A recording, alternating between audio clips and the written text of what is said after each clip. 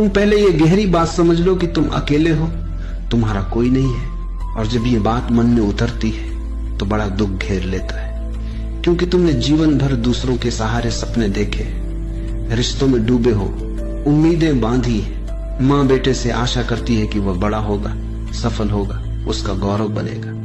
पिता भी यही सोचता है। इन सब आशाओं के ताने बाने में तुम अपने को खोते चले जाते हो।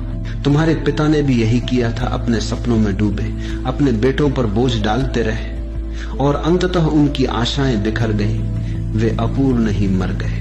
अब वही मूर्खता तुम दोहराते हो। तुम बेटे से उम्मीद लगाते हो और कल तुम्हारा बेटा भी यही करेगा। ये अंतहीन श्रृंखला है। लेकिन अगर तुम सच देखना चाहो तो जान लो, न तो अतीत तुम्हारा है, न भविष्य तुम्हारा है, न कोई बेटा तुम्हें पूर्ण कर सकता है, न कोई संबंध तुम्हारी आत्मा को भर सकता है। तुम्हारे अतिरिक्त तुम्हारा कोई मित्र नहीं है। यही भयभीत करता है, यही खालीपन तुम्हें डराता है। आदमी अकेले में इतना घबराया हुआ है कि रास्ते पर भी अकेला चले तो जोर से गुनगुनाने लगता है, ताकि अपनी आवाज से ही ये भ्रम बना रहे कि कोई साथ है। यही पिता जब बेटे में अपने सपने डालता है तो समझ लो ये उसकी अपनी सीटी है, अकेलेपन की सीटी। वो सोचता है बेटा भी वही सपने देखेगा, लेकिन यह भ्रम है।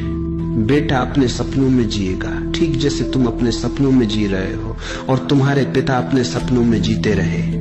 ये सपने कभी नहीं मिलते, इसलिए हर पिता दुखी मरता है। क्यों?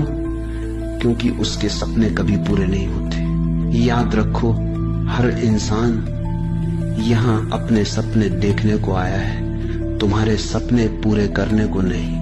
अगर तृप्ति चाहिए तो यह सीख लो, अपने सपनों की नाव किसी और से न बांधो, तभी भटकाव से बचोगे। यही संसार है दूसरों पर टिकी हुई उम्मीदों की नाव। और यही संन्यास है जब तुम जाग उठते हो और स्वीकार कर लेते हो, चाहे कितना ही पीड़ादायक लगे, कि तुम अकेले हो।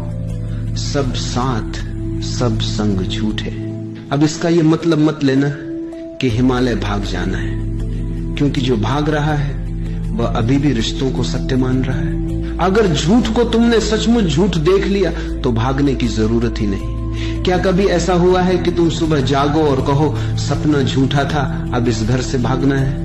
नहीं, सपना झूठा हो गया, बात खत्म। पर जो पत्नी बच्चों से भाग रहा है वह अभी भ्रम में है।